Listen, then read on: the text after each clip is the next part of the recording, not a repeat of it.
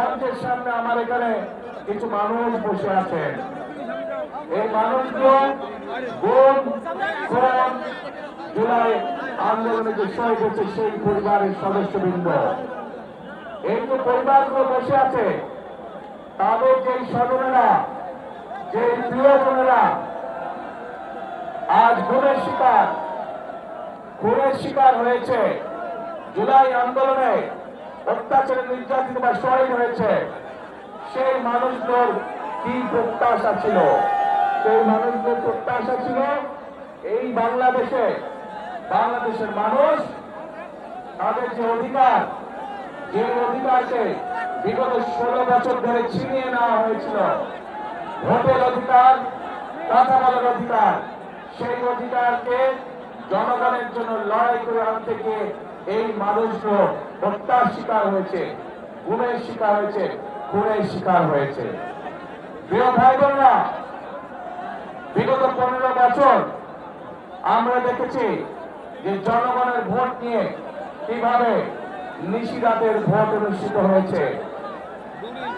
আমরা দেখেছি জনগণের ভোটের অধিকার কেড়ে নিয়ে কিভাবে আমি দামি নির্বাচন করা হয়েছিল, তথাকথিত নির্বাচনের নামে। মনে আছে আপনাদের?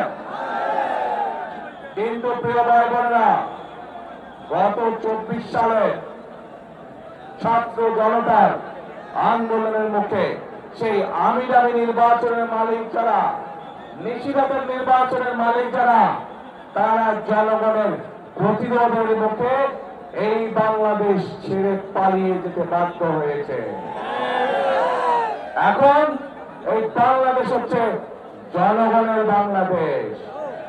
এখন এই বাংলাদেশ চলবে জনগণের রায়ের ভিত্তিতে, এবং এই জন্যই বাংলাদেশের মানুষ আগামী 12 তারিখে তাদের বাচকদের সহিত প্রতিনিধি নির্বাচন করবে, যারা জনগণের ইচ্ছা মতন জনগণের কাছে জবাবদিহি করার মাধ্যমে ইনশাল্লাহ আগামী দিন দেশ পরিচালনা করবে।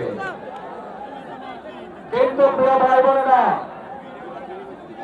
5ই আগস্টের পরবর্তীতে আমরা আশা করেছিলাম যে 5ই আগস্টের পূর্বে সেই যে স্বৈরাচার, যারা জনগণের ভোটের অধিকার, কথা বলার অধিকার কেড়ে নিয়েছিল, তারা যে ভাষায় কথা বলতো জনগণকে, বিভিন্ন বাংলাদেশের সম্মানী গণিমানী ব্যক্তিকে যেভাবে অপদস্থ করত, যেভাবে মানুষকে তারা ছোট করত, নিশ্চয়ই 5ই আগস্টে তাদের পালিয়ে যাবার পরে এই রীতি নিশ্চয়ই বন্ধ হয়ে গিয়েছে।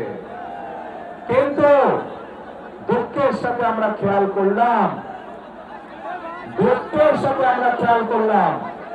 যে এই রীতি বন্ধ হয় নাই।